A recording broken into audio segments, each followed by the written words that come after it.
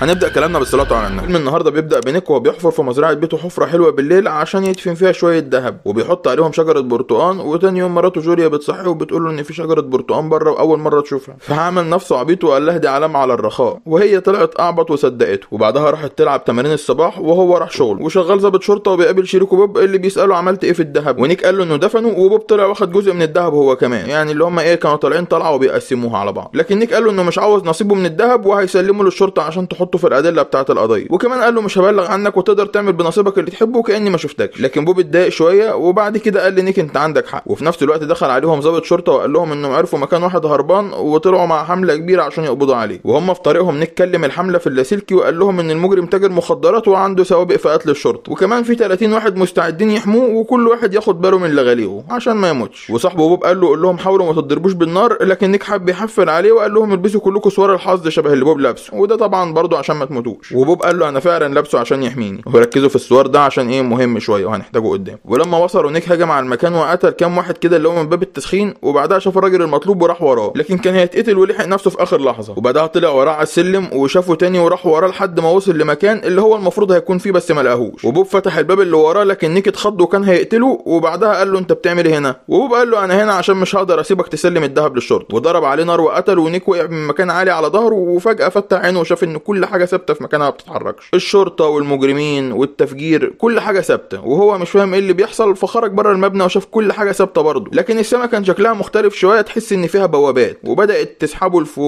لفوق لحد ما دخل في مكان فيه ناس كتير بتتسحب زيه فيه، وبيدخلوا في حاجه كده لونها ازرق، المفروض انها بوابه تانية، لكن قبل ما بيدخل زيهم بيتسحب لمكان غريب كده. ولقى نفسه قاعد على كرسي قدام واحده وشافته وهو مصدوم، وقالت له انا عارفه تعابير وشك لاني كنت قاعد على الكرسي ده زيك يوم من الايام. فقال لها هو ده معناه لا مؤاخذه يعني لا مؤاخذه ان انا كده مت وبتحاسب؟ فقالت له لا انت مت بس احنا سحبناك قبل ما توصل لمرحله الحساب، وده لانك محظوظ وعندك مهارات احنا محتاجينها، وعشان كده بنديك فرصه وعاوزينك تبقى عضو معانا في اسم شرطه REBD.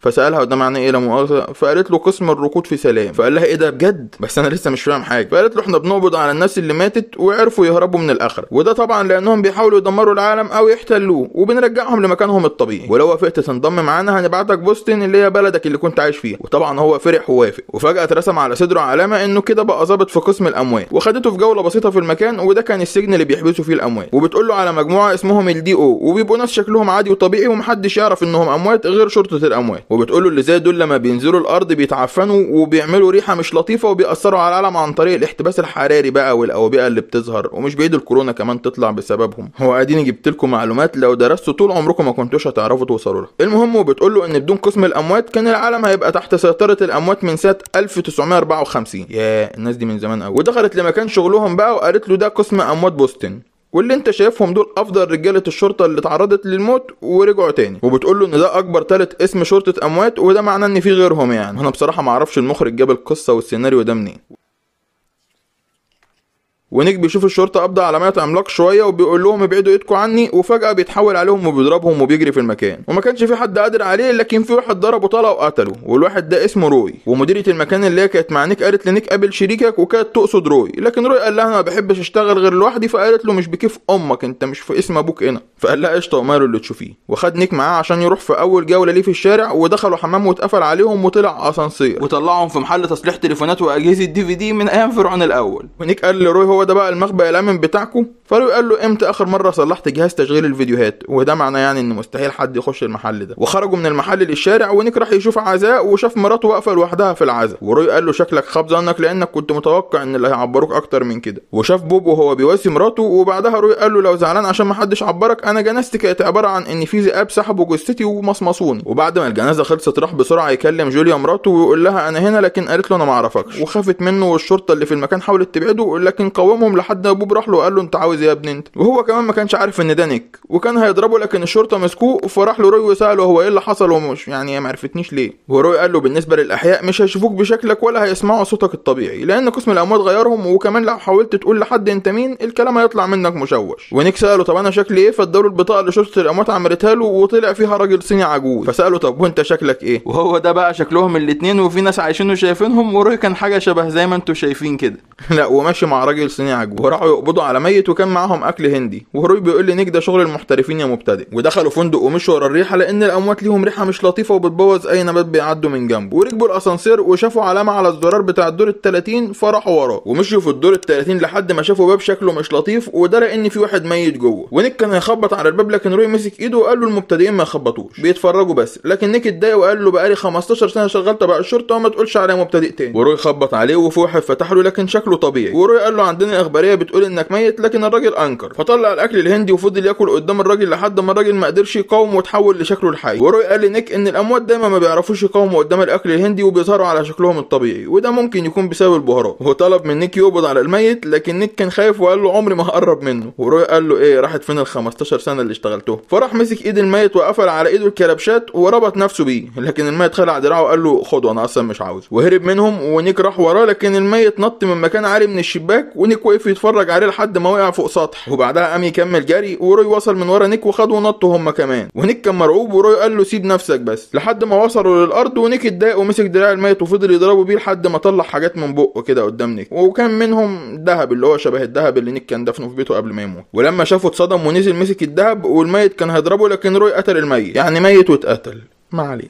وبعدها روي فضل يستفز نيك فعمل فيه كده. ولما رجعوا لمركز الشرطه روي قال له ممكن اسامحك عشان انت رميتني تحت الباص لكن انا مش هقدر اسامحك عشان الطاقيه اللي ضاعت مني. لا وكان باين عليه انه متضايق جدا يعني. ودخلوا يسلموا الذهب في خزنه الامانات. ونيك قال لروي ان الميت كان بيحاول يدافع عن الذهب ده باي طريقه ولازم نعرف السبب. ومن الواضح ان روي ما كانش مهتم بالموضوع. فنيك قال له انا عايزك تساعدني بس. وقال له في خلال حياتي كلها اي شرطي عظيم شبهك كده اكيد كان عنده مخبر واكيد انت عشان اسطوره عندك مخبر زيهم برضه. وروي فرح قوي بنفسه كده اللي هو ايوه انا جامد فشخ. وقال له تعالى بقى ايه اوديك للمخبر بتاعي. وخده فعلا عند المخبر بتاعه. ونيك ساله ليه الاموات اللي شبهك بيحاولوا يخفوا الذهب اللي شبه ده والمخبر من الواضح انه ما كانش ناوي يقول لهم على حاجه. فنيك ساب له الذهب وقال له لو عرفت حاجه قول لي وسابه ومشي. وروي بيقول له انت ليه سبت له الذهب كده بكل بساطه؟ فنيك قال له اصبر وهتشوف. وفعلا المخبر خد الذهب ونزل الشارع بسرعه وهم مشوا وراه لحد ما قابل بوب واداله الذهب. ونيك اتصدم من اللي شافه ومشي وراه لحد ما شافه وصل عند بيته فنزل عشان يشوفه بيعمل ايه عند مراته. وبوب سال جوليا لو كانت شافت نيك دفن اي حاجه في المزرعه فقالت له ما تعرفش لكن في شجره برتقان جديد. وبوب راح شالها وشاف الذهب تحتها وخده ومشي. ونيك كان شايفه ومشي وراه لحد ما قابل واحد بكرش من الاموات برضه واداله الشنطه اللي فيها الذهب كله. فمشوا ورا ابو كرش وقبضوا عليه وخدوه في مكان المفروض انه مقفول عشان ما حدش يشوفهم. ونيك سالوا بيعملوا ايه بالذهب لكن ابو كرش ما ردش عليهم. فنيك فضل يرمي قدامه بهارات اللي هو ايه انا مش عارف هي ايه الصراحه بس ابو كرش ايه كان شكله متضايق منها. ونيك قال له لو اديتنا الذهب وقلت لنا انتوا بتعملوا ايه بيه هنسيبك تمشي. فقال لهم انتوا عارفين انا اصلا قرفت من التخفي. ومسك ايد نيك وشم البهارات اللي فيها وبدا يتحول لواحد بكرشين ونص وطيرهم وكسر الباب وهرب. وكرشه كان بيجري قدامه وخرج الشارع في وسط الناس وطلع جري على مبنى. وروي ظرفه سهم في حته كده يعني مش لطيفه خالص. فسحب روي معاه وكمل جري. وكان في واحد ماشي بعربيته شاف بنت اللي هي ايه بتتمرجح كده على المباني فوقف وهو مصدوم. وفي عربيه تانية لبست فيه وكل العربيات اللي جايه من وراهم لبست فيهم غير عربيه طارت بقى وفضلت تتشقلب لحد ما لبست في نيك. والناس اللي شافته وهو العربيه بتلبس فيه راحت تطمن عليه وتشوفه ان كان كويس اللي هو يعني راجل عجوز وصيني وصغير كده العربيه فعصته فكانوا رايحين يطمنوا عليه يعني. فقام قال لهم انا كويس وكان ماسك في ايده موزه اللي هي السلاح بتاعه يعني. وابو كرش دخل مبنى وحاول يهرب من فتحه الاسانسير لكن نيك دخل الاسانسير وقطع الحبل بتاعه فطلع بسرعه وقابل ابو كرش. وروي نط معاهم اللي هو ايه خدوني معاكم. والاسانسير فضل يطلع لحد ما دمر المبنى وخرج منه ووقع على سطح مبنى تاني. ونيك خرج منه وهو معاه الذهب لكن ابو كرش هرب منهم والناس كلها في الشارع شافته. ولما راحوا اسم الشرطه المديره قالت لهم انتوا عملتوا حاجات كتير غلط لكن خلينا نشوف الشؤون هتعمل فيكم ايه. وجالهم رساله مكتوب فيها انهم مش مبسوطين من اللي حصل لكن من الواضح انكم اكتشفتوا حاجه مهمه وهي ان الذهب كان من صنع يدوي خطير في مصنع المفروض انه بيعمل حاجات مش تمام. وكان باين عليهم انهم خايفين لكن نيك مش فاهم حاجه. فسالهم يعني ايه يا ريت تقولوا حاجه للجديد اللي هنا. فقالوا له لو فاكر النفق اللي سحبناك منه لما مت ده كان الطريق الوحيد للوصول للاخره واذا الاموات عرفوا يوصلوا للذهب كله هيقدروا يعكسوا النفق والاموات كلهم هينزلوا من النفق مش هيطلعوا وبكده هيقدروا يحتلوا الكوكب وكمان هيحتاجوا دم بشري عشان يشغلوا سحر الذهب. وبعدها بيوصل لهم رساله تانية وبتقول ان روي ونيك هيتقدموا للتحقيق تاني يوم وممكن يستغنوا عن خدماتهم بسبب اللي حصل منهم. ومعنى انهم يستغنوا عن خدماتهم يعني يتمسحوا من الوجود. ولما نيك عرف ان في احتمال ان بكره هيكون اخر ايام موته اللي هو موته مش حياته قرر انه يروح يكلم جوليا. ولما شافته سالته انت ليه بتمشي ورايا؟ فمسكها زي ما كان بيمسكها طول عمره وقال لها ده انا. فحسس انه نيك لكن سابته ومشيت عشان هو برضه يعني مهما هو واحد صيني برضه يعني. وروي قال له انت كده بتخوفها وكمان بتخليها حزينه طول الوقت. هم ليهم حياتهم يعيشوها واحنا عندنا موتنا نموتوا. ونيك بيقول له احنا لازم نخلص القضيه دي قبل ما يمسحونا من الوجود وده لانه عاوز ينتقم من بوب. وقال لروي انا كل اللي مضايقني انه شريكي بقاله 5 سنين وما لاحظتش ان ليه ريحه وحشه طلعت منه خالص. وروي بيقول له ان في بعض الاموات بيستخدموا بيستخدموا حاجات بيصنعوها بتحميهم من انهم يتفضحوا، ودي حاجات بتكون شبه مزيل العرق او حاجه كده بيشيلوها معاهم طول الوقت. فنيك عرف ان السوار اللي في ايده هو اللي بيحميه من الحاجات دي، لو تفتكروا السوار اللي كنت قلت لكم عليه خليكم فاكرين. وبوب قابل واحد في مطعم واداله قطعه وقال له انت اكيد عارف انت هتعمل ايه، وسابه ومشي. وتاني يوم جوليا اتصلت بيه وقالت له ان الراجل الصيني اللي جالي في العزا جالي تاني وحسيت انه نيك، بس انا عارفه انه عبيطه يعني. فقال لها تعالي نتقابل ونتكلم. واول ما قفلت معاه شاف الراجل الصيني اللي هو نيك وروي نزلوا من عربيه داخلين عليه، فخد قطعه شبه اللي اداها للراجل في المطعم وحطها في جيبه، لكن روي هو اللي خبط على الباب ودخل على اساس ان هو يعني ايه بنته هيغري بوب وكده. وبوب قال له روي تشرب حاجه، وروي قال له عصير تفاح. فدخل عشان ياخد السلاح، لكن نيك قال له انت بتدور على ده تمسح؟ فقال له بس خلاص شكله ساح. وبعدها نيك امره يكسر العقد اللي في ايده، ولما روي كسروا البيت كله بدا يتحول لخرابه او بيت مهجور، وكمان الحيطان والارضيه اتكسرت والبيت اتقسم نصين. وبعدها الريحه الوحشه ظهرت، وروي ساله فين الدهب، ونيك قال له هتلاقيه في السخان، وفعلا كان موجود في السخان. وقبضوا على بوب ومشوا، ولما وصلوا لقسم الشرطه فتشوه خدوا منه القطعه اللي كانت معاه وقعدوه في وسط شويه اموات، ومن الواضح انه كان مرتب معاهم. وفي الامانات خدوا القطعه اللي كانت معاه، ومن الواضح انهم كان معاهم القطعه الثانيه اللي كانت مع الميت الثاني وحطوهم مع بعض. واول ما القطعتين قربوا من بعض اتفاعلوا كده ومسكوا في بعض لحد ما عملوا موجات ثبتت الشرطه وما بقوش قادرين يتحركوا، لكن الاموات كانوا بيتحركوا عادي لان دي كانت خطتهم اصلا عشان يسرقوا الذهب اللي الشرطه مجمعاه. وفعلا سرقوه وهربوا، وروي عرف يدمر الكره دي واتحركوا تاني، لكن بعد ما الاموات هربوا بقى. وفي اموات راحوا لجوليا على البيت لكن شكلهم طبيعي، وقالوا لها بوب طلب مننا ناخدك ليه عشان يحميك. وراحت معاهم، وبوب وصل عند مبنى هيعملوا عليه تعويضه الذهب بتاعتهم، وامر الاموات تحمي المبنى ده. ونيك ماشي بالعربيه بيحاول يوصل للمبنى، لكن كل حاجه جنبه بتنهار وبتتكسر، وده طبعا بسبب الدوامات دي. وجوليا وصلت لبوب وبتقول له في ايه، فقال لها هتعرفي دلوقتي، انا في حاجه كنت مخبيها عليكي وهقولها لي. وطلع بهارات وحطها على ايده وشمها، وبدا يتحول قدامها ووشه بقى مخيف، وكمان اتقسم نصين. وفي طياره بتصور المبنى من فوق وعليه اموات كتير وبيبنوا برج ذهب، لكن في عربيه طايره بسبب الدوامات اللي بتحصل دي وخبطت الطياره ووقعتها، والعربيه كمان وقعت على المبنى اللي جنب برج الذهب بتاع الاموات. وفي نفس الوقت نيك وصل عند المبنى وابو كرش قابله فخبطوا بالعربيه، وفي حبه اموات تانيين لزقوا في العربيه، ونيك خدهم مطار فوقعوا وخد ابو كرش ولزقوا في الحيطه، وبعدها قتلوا. وبوب حط اخر قطعه في برج الذهب، وقبل ما يقتل جوليا عشان ياخد دمها نيك وصل وقتل واحد منهم، لكن بوب بسرعه ضربها وفضلوا يضربوا على بعض نار، وجوليا بدات تنزف من الجرح بتاعها ودمها طلع لوحده على البرج بتاع الذهب. والبوابه اتفتحت والاموات بداوا ينزلوا، ونيك خلص على كل الاموات، ولما وصل لبوب كان سلاحه خلص، وبوب فضل يضرب فيه، والمفروض ان روي هيدمر برج الذهب لكن مش عارف. ونيك كل ما يتضرب يقول له اخلص يا روي يخرب بيت امك. ولما روي عرف ان مفيش امل انه يقدر يدمره بايده خد حبل ومسك العربيه اللي على المبنى، ونيك كل ده كان بيطحن لحد ما روي عرف يوقع العربيه، لكن وقعت عليه هو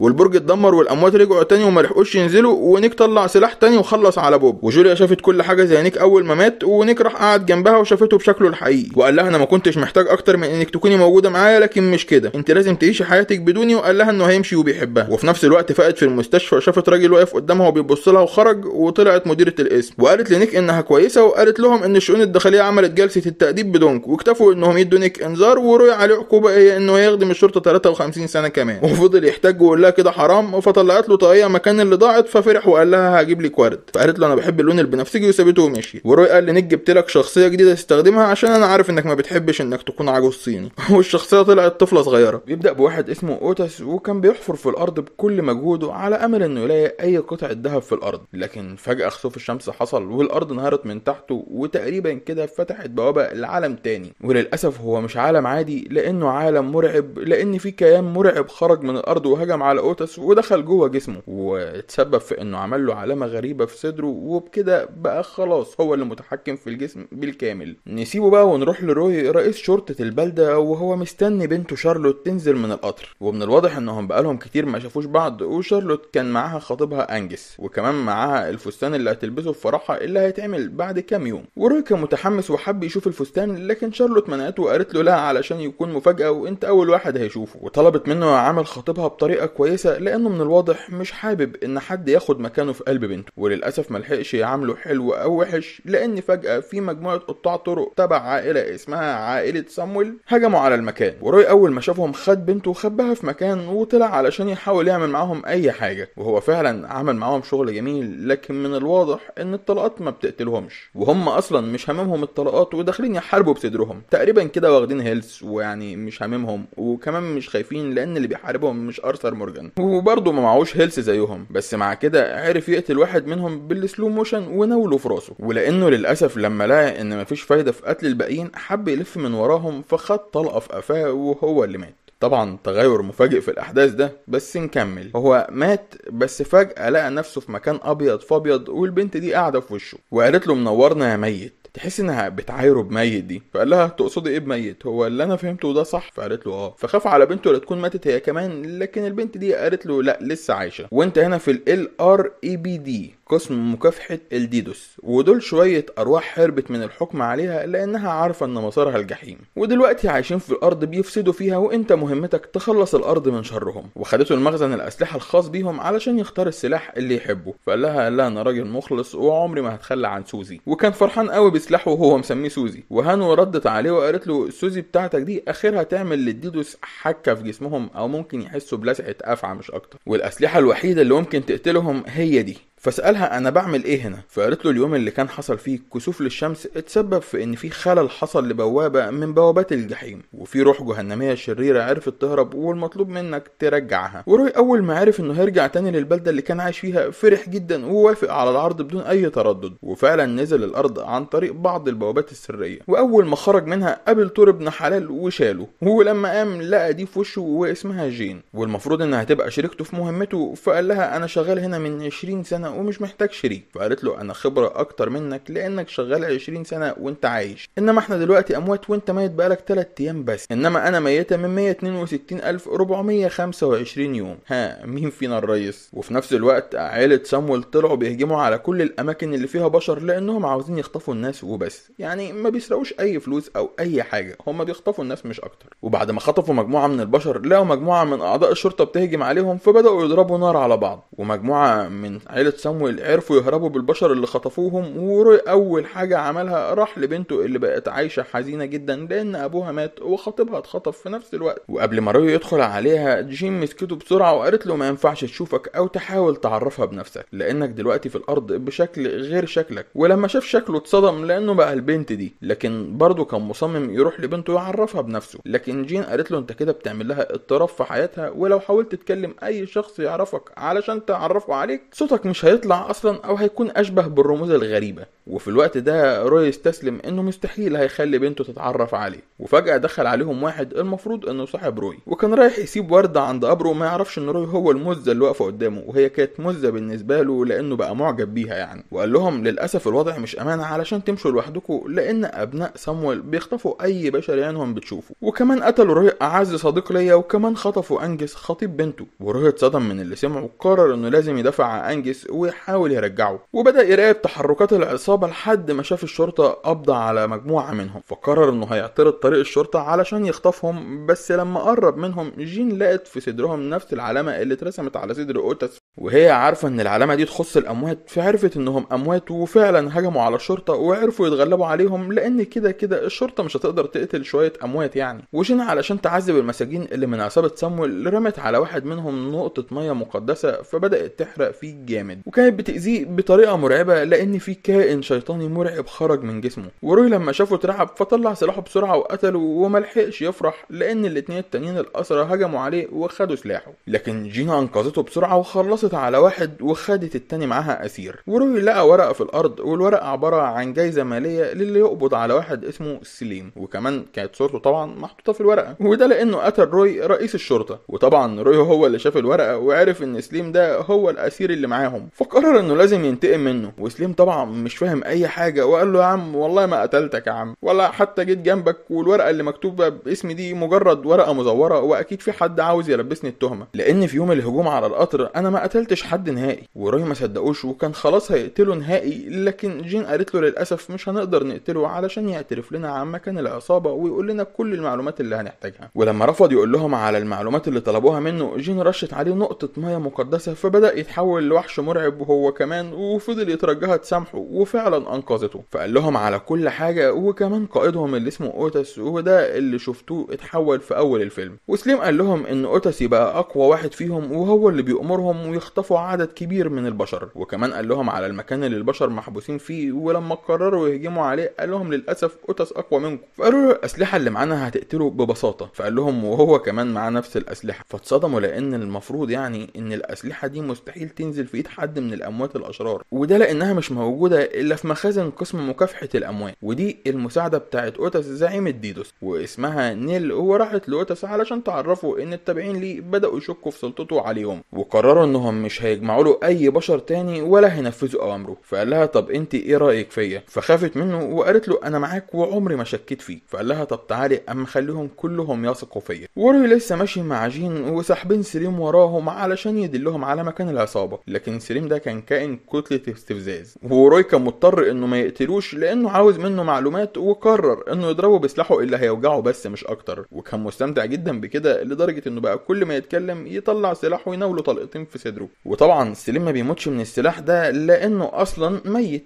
واوتس راح لاتباعه الا اول ما شافوه وواحد منهم عمل بطل وقال له مش هنشتغل لحسابك بعد كده. واوتس حب يثبت للباقي انه اقوى منهم بمراحل، فغرز ايده في بطن اللي اتكلم وسحب منه الروح الشريره اللي عايشه جواه، وده لان هي اللي بتتحكم في الجسم وهي اللي اتكلمت. وبكل بساطه ضرب الروح طلقه من اسلحه قسم مكافحه الموتى فبخروا خالص. وطبعا الباقيين قلبوا قطط وقالوا له حبيبنا يا ريس، فامرهم يلبسوا كل البشر اللي خاطفينهم اقنعه لانه قريب الهوا هيبقى مسمم. ولسه روي شغال ضرب نار على سليم لانه مش طايقه، وفوق كده سليم ده كرتونه بيض. المهم بعد طريق طويل وصلوا للقريه اللي العصابه واخده مقر ليهم جنبها. بس كان في حاجه غريبه في القريه دي لان تقريبا كده ما عادش فيها بشر، مع انها كانت اكتر قريه مليانه بشر. وكمان المجموعه القليلين اللي لسه عايشين فيها شكلهم مريض واشبه بالاموات. فراحوا الفندق علشان يرتاحوا فيه، لكن صاحب الفندق طلع عنصري ومعلق يافطه كبيره ان ممنوع دخول السود. وروي اتعصب من عنصريته ونزل اليافطه واجبره يحرقها قدام عينه. ولما حرقها طلب من الخادمه السوداء بتاعته كل احترام انها تطلعهم لغرفته. والخادمه وهي طالعه قالت لهم انتوا ازاي اقنعتوه يحترمني؟ والاسرى كلهم لابسين اقنعه، وكان في بنت منهم هتقلع القناع لكن انجز كان اسير معاهم وقال لها لو قلعت القناع هتموتي، لكن ما اهتمتش بكلامها لانها كانت عايزه تنقذ ابوها وكانت مصممه. فقلع القناع بتاعه قدامها وبدا يتسمم من حاجه غريبه في الهواء وما بقاش قادر يتنفس. وبعد كده لبس القناع بسرعه، وبكده الاخت صدقته وما قلعتش قناعها. والعمده بوترفيلد اللي هو صاحب الفندق بدا يكح دم بسبب نفس الحاجه السامه اللي في الهواء. فخف وقطع حته قماش من الستاره علشان يتنفس بيها، وراح بسرعه لاوتس وقال له انا نفذت كل اوامرك وكل اللي محتاجه قناع من دول. لكن اوتس رفض يديله قناع وقال له دول للعمال بس. وبوترفيلد كان مصمم ياخد قناع فادوله قناع، لكن خدوه هو كمان اسير علشان يحطوه مع العمال. اكيد في بعضكم هيسال نفسه ليه روي وجين واوتس واللي معاه مش متضررين من الهواء ومش محتاجين قناع؟ هقول لكم لانهم اموات اصلا. وروي وجين ربطوا سليم في الغرفه بتاعتهم لحد ما يروحوا ينقذوا الاسرى ويرجعوا، لكن سليم اترجاهم ياخدوه معاهم ويدوه فرصه علشان يثبت انه انسان طيب وما كانش بيحب الجريمه. لكن ما وثقوش فيه برضه، فطلع لهم سلاح روي من ظهره، وده لانه كان سرقه منه وكان يقدر يقتلهم بيه بكل بساطه، لكن ما قتلهمش واداهم السلاح وقال لهم انا فعلا عاوز اعمل تصرفات خير لان مش عاوز اروح للجحيم. وروي كان هياخده معاهم، لكن جين قالت له ما تبقاش طيب وهبل كده واي حد يضحك عليك، لان طبيعي وهو في موقفه هيحاول يثبت لك انه طيب علشان تديله فرصه، وفي اقرب وقت اكيد هيخونك. وروي اقتنع بالكلام، وهما الاتنين سابوا سليم مربوط ومشوا علشان ينفذوا مهمته. ولما قربوا شويه من مكان العصابه سمعوا واحد بيصرخ، فراحوا ينقذوه ولقوه بوترفيلد. فسالوه فين باقي الاسرى، فقال لهم محبوسين فوق الجبل، واوتس ناوي يستخدمهم علشان يفتحوا له بوابه غريبه. وجين فهمت ان الهواء ملوث لان الارض ضعيفه في الوقت ده وبتسمح للغازات السامه اللي في اعماق الجحيم انها تخرج على البشر وتسممهم. وكمان اوتس ناوي يستغل البشر علشان يفتحوا له بوابه الجحيم ويقدر يستدعي جيشه ويحتل بيه الارض بالكامل. وطبعا هم كده عرفوا الخطه كامله، لكن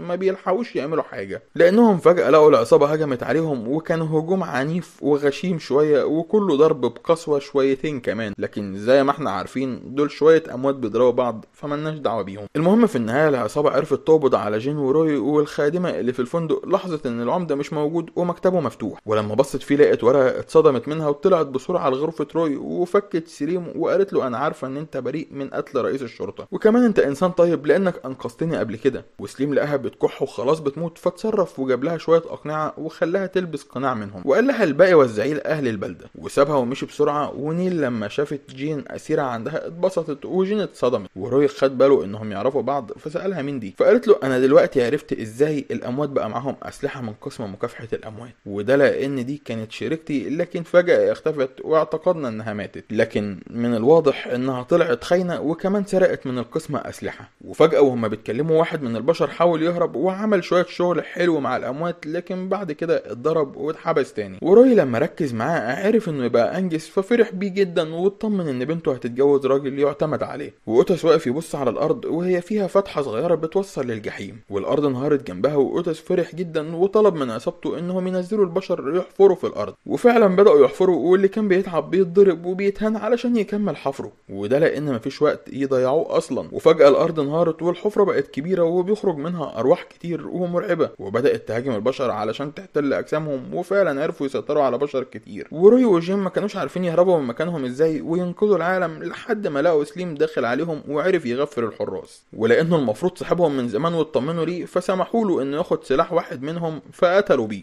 والتاني اتصدم وكان هيقتل سليم بسرعة، لكن جين قتلته قبل ما يقتل سليم اللي فرح جدا وقال لهم ها واثقين فيا دلوقتي. ولما ما عرفوش يردوا عليه سلم الورقة اللي الخادمة لقيتها في درج العمدة لروي وقال له دي اكبر اثبات ان العمدة اللي قتلك مش انا، والورق اللي بيقول ان انا اللي قتلتك العمدة هو اللي كان مزوره. والارواح لسه بتسيطر على البشر واحد ورا التاني وبتحولهم خدم لاوتس، لحد ما روي وسليم دخلوا مع بعض للمكان اللي فيه الارواح وحاولوا يقتلوا اوتس لكن فشلوا لانه يعني كان قوي جدا، وكمان غير كده انه كان معاه شوية ارواح كتير بتحرسه، فسابوه حاولوا ينقذوا اللي هيقدروا ينقذوه من البشر، لكن كان بيقابلهم بشر تانيين من اللي الارواح مسيطرة عليهم وبيحاولوا يهاجموهم، وحصل بينهم معركة عرفوا يقتلوا فيها بشر كتير من اللي الارواح مسيطرة عليهم. وروي بقى كان في الاخر خلاص يعني هيموت، لكن جين وصلت في وقتها ورمت المياه المقدسة اللي معاها في بوابة الجحيم، وكمان قتلت اللي كان هيقتل روي. والبوابة بدأت تتدمر بسبب المياه المقدسة وفعلا انهارت وسحبت كل الارواح فيها تاني واتقفلت خالص. ووقتها اوتس اتعصب وظهر على حقيقته المرعبة لانه طلع استروس ايد الشيطان اليمين. وجين وروي خافوا من منظره وهو كان مرعب بصراحة، لكن اضطروا يدخلوا معاه في معركة، والحل الوحيد لقتله انهم يستخدموا المياه المقدسة، لكن كانت وقعت منهم واضطروا يدخلوا معاه في معركة بس اتغلب عليهم بكل بساطة وبدأ يمتص في ارواحهم، لكن جين عرفت تنقذهم فساب روي واستفرد بيها وكان خلاص هيقتلها، لكن روي لقى نقطة من المياه المقدسة فحطها في سلاحه وضرب الطلقة الوحيدة اللي معاه على الكائن المرعب ده، ودي كانت فعلا نهايته اللي ما كانش متوقعها لان المياه المقدسة دمرته نهائي، والحياة رجعت تاني لطبيعتها والكل فرح، واللي رجع لأهله رجع واللي مات اهو مات. لكن المهم ان روي راح للعمدة وقرر يحاسبه على انه قتله، والعمدة فعلا اعترف ان هو اللي قتل روي الا انه كان خايف من العصابة ومفكره واحد منهم، لكن بعد كده اتصدم لما عرف انه قتل روي رئيس الشرطة، وقرر انه لازم يلزق التهمة دي في اي حد غيره، وكان سليم هو اضعف واحد في العصابة فلبسها فيه. وكده العمدة اتشال من منصبه وحطوا سليم مكانه هو بقى العمدة، وانجس اتجوز شارلوت وكانوا مبسوطين جدا، وكمان روي حضر الفرح وكان مبسوط جدا انه حضر الفرح وشاف السعادة في عين بنته، وده طبعا مع انها ما تعرفش ان اللي واقف قدامها ده يبقى ابوها، لكن من قلبها حاسه انها تعرف الانسان اللي واقفه قدامها دي من يوم ما اتولدت. وروي راح علشان يرجع بقى للقسم مكافحة الاموات، لكن قبل ما يدخل من الباب جاله نفس الطور اللي هو عارفه وشاله تاني على النعمة معلمه، وتحس ان هما بينهم طار. فيلمنا بيبدأ بمجموعة من البحارة وهما بيبحثوا عن كنز يقدر يحولهم لجنود خارقين، وبعد رحلة طويلة اخيرا وصلوا للجزيرة اللي فيها الكنز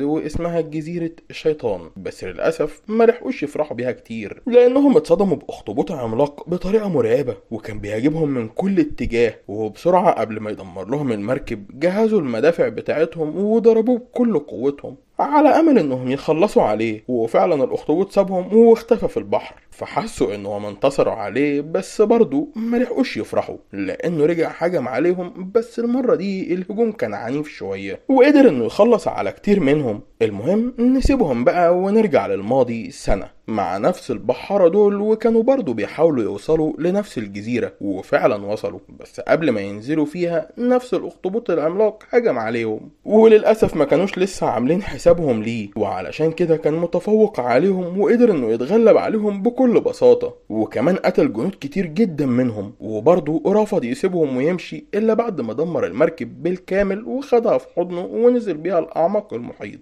وطبعا ما تبقاش من الطاقم الا مجموعة بسيطة، وكانوا هما الاربعة دول وهما القائد واسمه السيد لو، ولين شياو وده القائد بيعتبره زي ابنه، ولاو وسايجي. المهم ان لاو وسايجي شافوا لين شياو بيتسحب في البحر من حاجة قدامهم، وبسرعة القائد بتاعهم نزل وراه علشان ينقذه، وفعلا قدر انه ينقذه. بس الاخطبوط اللي خطفه قال له يعني انت اللي عامل فيها يا هيرو، هو نازل لي علشان تنقذه؟ طب تعالى بداله. وللاسف لين شياو معرفش ينقذ القائد لان نفسه خلاص اتقطع، وشاف القائد بتاعه وهو بيختفي قدامه، بس ما باليد حيلة، واضطر انه يسيبه وركب المركب مع اصحابه علشان يرجعوا لوطنهم. وطبعا الحزن مالي قلبهم على القائد بتاعهم، واول ما وصلوا لقوا لوبي بنت القائد مستنياهم على الشاطئ، وفرحت جدا برجوعهم لان ابوها وحشها، بس اتصدمت لما ما لقيتوش معاهم، فسألتهم عن مكانه بس محدش عرف يرد عليها وسابوها ومشيوا. نرجع تاني بقى للوقت الحاضر، وهو سايجي بيحاول يقنع الملك انه يسمح له انه يروح تاني لجزيرة الشيطان علشان يجيب له الكنز قبل ما اليابانيين يوصلوا له، والملك بعد عناء اضطر يوافق، بس بشرط واحد، وهو ان لو المهمة فشلت هيعزل سايجي من منصبه. وسايجي فرح وسابه وبدأ يحضر نفسه للرحلة.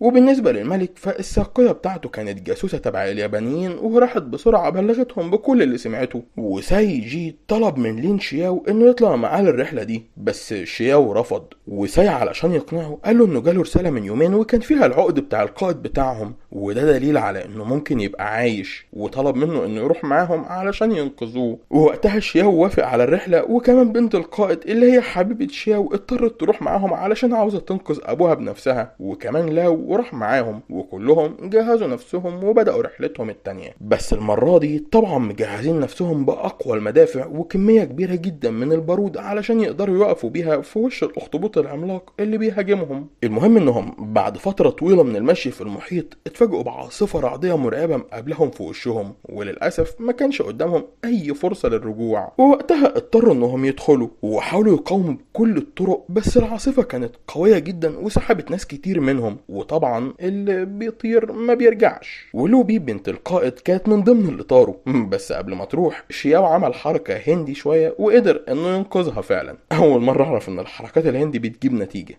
المهم انه بعد ما انقذها سابها وراح يتحكم في المركب، وبشوية حركات هندي تانية قدر انه ينقذ الطاقم بالكامل وخرجهم من العاصفة بسلام. وبما انهم تعبانين من العاصفة قرروا يرتاحوا يوم قبل ما يوصلوا للجزيرة، بس سايجي القائد بتاعهم رفض انهم يرتاحوا وامرهم انهم يكملوا طريقهم للجزيرة باسرع وقت. واتضح ان في مركب تبع الجيش الياباني ماشية وراهم في صمت علشان لما يوصلوا الكنز يهجموا عليهم وياخدوه منهم. وفجأة وهم ماشيين حسوا ان في حاجة غلط خبطت في المركب وعطلته، وكلهم خافوا لانهم اعتقدوا ان اللي عمل كده هو نفس الاخطبوط العملاق، ورفضوا ينزلوا يشوفوا المشكلة فين. وفجأة لوبي بنت القائد نطت في البحر ولقت ان المشكلة بسيطة لانها بسبب شوية شعب مرجانية، فقطعتهم عادي وطمنتهم. وطبعا كلهم فرحوا لانهم لسه مش هيموتوا دلوقتي، بس فجأة لقوها بتتسحب لتحت وكلهم وقفوا يتفرجوا عليها، الا شياو هو اللي نط وراها لانه بيحبها، ولقى ان في اخطبوط برضه هو اللي بيسحبها زي ما سحب ابوها، فانقذها منه بسرعة وخدها وطلع بيها على المركب.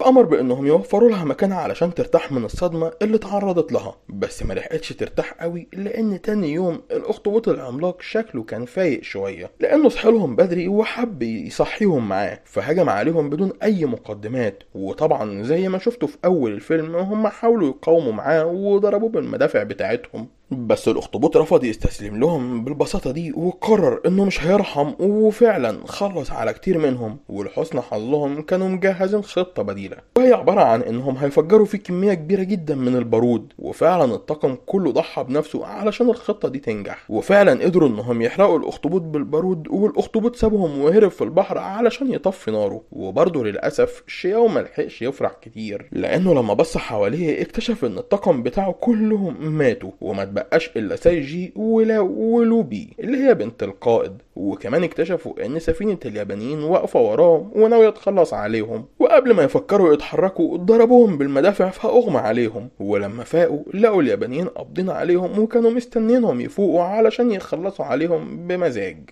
بس شياو لحق نفسه واللي معاه وعمل صفقة معاهم، وهي انه هيدلهم لمكان الكنز، وقائد اليابانيين اقتنع بكلامه ووافق عليه، وفعلا اتحركوا للكنز مع بعض لحد ما وصلوا لجزيرة الشيطان اللي الكنز عليها، وكلهم دخلوا مع بعض وكانوا مرعوبين من المنظر، لان الجزيرة كانت مليانة كمية جثث لكل الناس اللي كانت حاولت توصل للكنز. وكمان شافوا رسومات على جدار الجزيرة بتدل ان في نبتة بتخلي اي حد ياكلها عملاق وقوي جدا، وان الاخطبوط العملاق بيتغذى عليها وبسببها بقى خارج السيطرة. ومع كل الرعب ده الطمع سيطر عليهم وقرروا انهم لازم يوصلوا للكنز. وهم في طريقهم وواحد شاف مجوهرات في ايد هيكل عظمي ففرح بيها وخدها، وبسببه الهيكل العظمي وقع وعمل صوت صح الاخطبوط العملاق، فطلع بكل بساطة وهجم عليهم. وبعد اذنكم يعني ما حدش يقول لي هو ازاي طلع من البحر، لان الاخطبوط بتاعنا مش زي اي اخطبوط. الاخطبوط ده ابن اخطبوط هندي وكمان واكل من النبتة الخارقة. المهم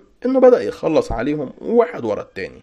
ووقتها شياو استغل الفرصة وخد سايجي وهربوا، والاخطبوط ما رحمش الجماعة اليابانيين وكلهم واحد ورا التاني. والقائد علشان يهرب ضحى بالمساعد بتاعه علشان الاخطبوط يتعطل فيه وهرب. وبنت القائد مقبوض عليها معلوة على المركب لسه، ومن الواضح انهم قدروا يفكوا نفسهم. وشياو وصل للشجرة اللي فيها النبتة الخارقة، بس لما شافها رجع لعقله ورفض ينفذ اوامر سايجي، وقال له احنا لازم ندمر الشجرة دي، لان النبتة دي لو وقعت تحت ايد حد هتدمر الكون. وفعلا حاول يدمرها، بس سايجي منعه من كده لدرجة انه كان عاوز يخلص عليه، لكن ملحقش لان القائد اليابانيين وصل لهم وقطع المعركة اللي بينهم ودخل معهم هما الاتنين في معركة. وبكل بساطة قدر انه يتخلص من سايجي واستفرد بشياو علشان يخلص عليه بمزاج، وفعلا قدر انه يتغلب عليه لان سيف شياو اتكسر. بس قبل ما يخلص عليه اللو وصل مع بنت القائد وضربوا القائد اليابانيين طلقة، وشياو راح بسرعة علشان يدمر النبتة، بس ساي برضه حاول يمنعه. وقتها شياو اتعصب عليه وقال له انت كدبت علينا وانت هنا علشان تظهر انك بطل، وما فكرتش خالص انك تنقذ القائد بتاعنا. ولو لما سمع كده انفعل لانه كان بيحب القائد وكان هيقتل ساي، بس شياو منعه من كده. وبسبب صوتهم العالي الاخطبوط عرف مكانهم وهجم عليهم، فهربوا بسرعة الا ساي اللي ملحقش يهرب. وبصراحة احسن لان الاخطبوط خلصنا منه وبلعه. والباقيين لما هربوا لقوا نفسهم دخلوا المستودع مليان بارود، فقرروا انهم لازم يدمروا الجزيرة بالكامل ويخلصوا على الشجرة والاخطبوط. وخدوا معاهم بارود كتير ورجعوا للاخطبوط علشان يلغموا المكان بتاعه.